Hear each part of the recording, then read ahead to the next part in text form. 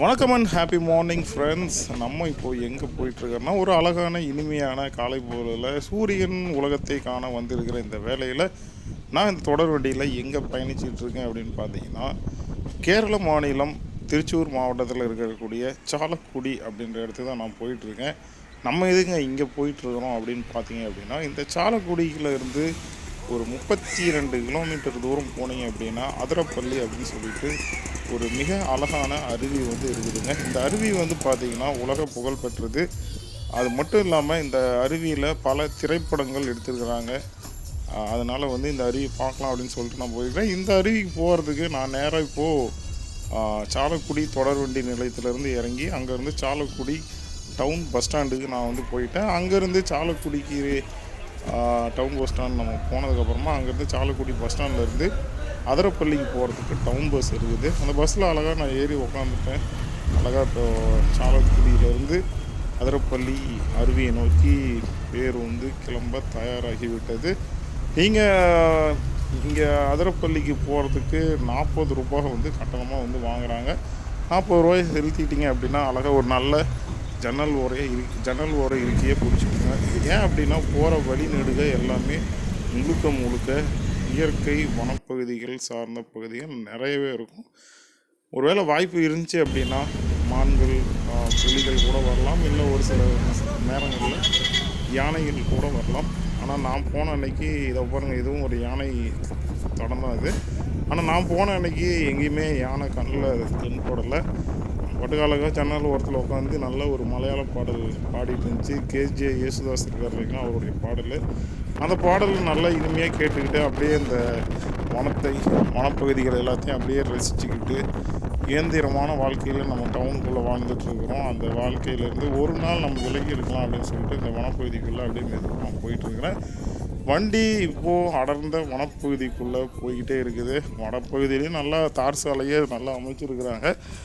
ஆனால் சுற்றுலாத்தலம் இல்லைங்களா, அதனால் நல்லாவே தரமாக அமைச்சிருப்பாங்க போல்.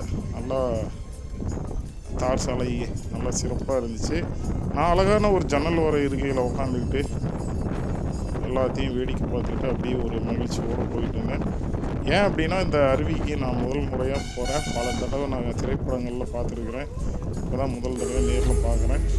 அது இல்லாமல் இந்த அருவிக்கு போகிற வழியிலே பார்த்தீங்க அப்படின்னா நிறைய இந்த விளையாட்டு பூங்காக்கள், கேளிக்கை விடுதிகள்லாம் இருக்குது. அதாவது தீம் பார்க்குன்னு சொல்லுவாங்க இல்லைங்களா, அந்த மாதிரி இருக்குது. சிறுவர் விளையாட்டு பூங்காக்கள்னு சொல்லிட்டு நிறையா பூங்காக்கள் இங்கே அங்கே வச்சுருக்காங்க. அதேமாதிரி தங்கும் விடுதிகளும் இருக்குது.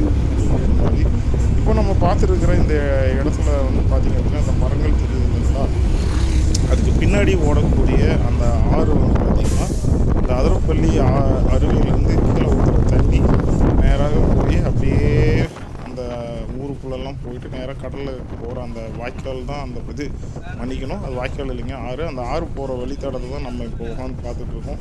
நான் ஆரம்பத்திலே சொன்னேன் பார்த்தீங்களா, ஒரு ஜன்னல் ஓர இருக்கையாக பிடிச்சிக்கோங்க, அப்போ தான் இதெல்லாம் பார்க்க முடியும் அப்படின்னு சொன்னேன் இல்லைங்களா. அதுக்கு காரணம் இதுதான். நீங்கள் எந்த பக்கம் உட்காந்திங்கனாலும் அழகாக ஜன்னல் ஓர இருக்கையில் உட்காந்திங்கன்னா தான் பஸ் இங்கேருந்து பேருந்தில் போகும் பொழுதே இந்த மாதிரியான காட்சிகள் பார்த்துட்டு போக முடியும். அங்கே பாருங்கள், அந்த இடத்துல தண்ணி கூட கொஞ்சம் நின்றுட்டு இருக்குது. அப்படியே அழகாக நான் அதிரப்பள்ளியை நோக்கி போயிட்டுருக்கிறேன். வாங்க தொடர்ந்து பயணிப்போம்.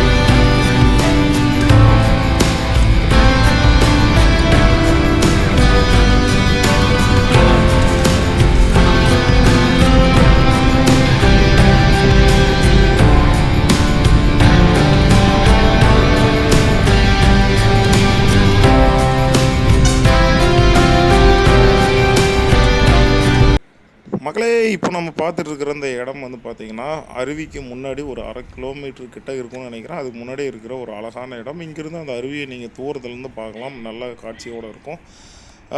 இது எல்லாம் அந்த காட்சியை பார்த்துட்டு நேராக இந்த நுழைவு கட்டண இடத்துக்கு போனீங்க அப்படின்னா, ஒரு நபருக்கு ரூ. 50, இருசக்கர வண்டிக்கு, 4 சக்கர வண்டிக்கு, சிறியவர்கள், கல்லூரியிலேருந்து ஒரு அணியாக வந்தீங்கன்னா எல்லாருக்கும் தனித்தனி கட்டணம் இருக்கும். நான் தனியாக போனதுனால ரூ. 50 கொடுத்து ஒரு டோக்கன் வாங்கிட்டு நேராக அருவிக்கு உள்ளே போவோம் அப்படின்னு சொல்லிட்டு அந்த வழியில் போந்துட்டேன். இதோ தெரியுது பாருங்கள், ஒரு அடர்ந்த வனப்பகுதிக்குள்ளே அந்த ஆற்றுக்கு, அதாவது அந்த அருவிக்கு தண்ணீர் வரக்கூடிய அந்த வழியும் நம்ம பார்த்துக்கிட்டு அப்படியே நம்ம மக்கள் நடந்து போகிறாங்க பார்த்தீங்களா, அந்த வழியாக மெதுவாக நடந்து போனோம் அப்படின்னா அங்கேருந்து கிட்டத்தட்ட ஒரு 300-350 மீட்ரு போனோம்னா அருவியினுடைய டாப் வியூ பாயிண்ட் வந்துடும். இந்த மாதிரி அந்த நடந்து போகும் பொழுது இருக்கைகள்லாம் அமர்ந்திருப்பாங்க. ஓய்வு தேவைப்படுச்சுன்னா நீங்கள் அழகாக இருக்கையில் அமர்ந்துக்கலாம். தொடர்ந்து நம்ம நேராக அருவிக்கு டாப் பார்த்துட்டு அருவிக்கு கீழே போகலாம் அப்படின்னு போனால், அதோ இந்த பாதை இருக்குது இல்லைன்னா, இது அருவிக்கு கீழே போகிற இடம் தான்.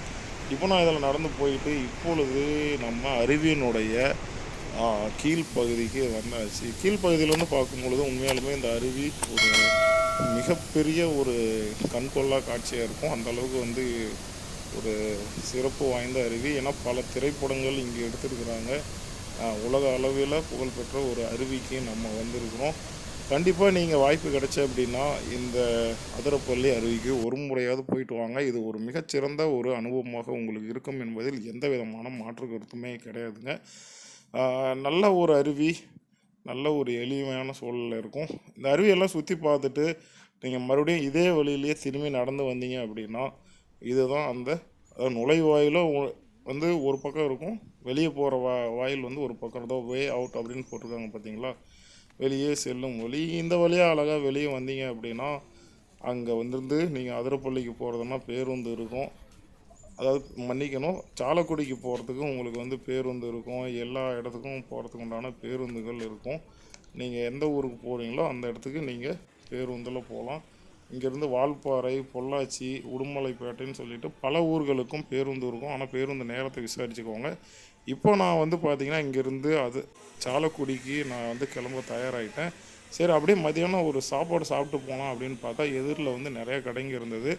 மதிய உணவு நான் போய் அருந்திட்டு அங்கேருந்து அப்படியே கிளம்புனேன். இங்கே உணவு அருந்துறதுக்கும் நிறைய கடைகள் இருக்குது. அதே மாதிரி தேநீர் கடைகள், இந்த மாதிரி பல கடைகள் இருக்குது. கண்டிப்பாக நீங்கள் போனீங்க அப்படின்னா அதை பயன்படுத்திக்கோங்க. இந்த பதிவு உங்களுக்கு பிடிச்சிருக்கும் அப்படின்னு நினைக்கிறேன். பிடிச்சிருந்தால் லைக் பண்ணுங்கள். உங்கள் கருத்துக்களை கமெண்ட் செக்ஷனில் தெரிவிங்க. மீண்டும் ஒரு நல்ல பதிவில் சந்திக்கலாம். நன்றி, வணக்கம்.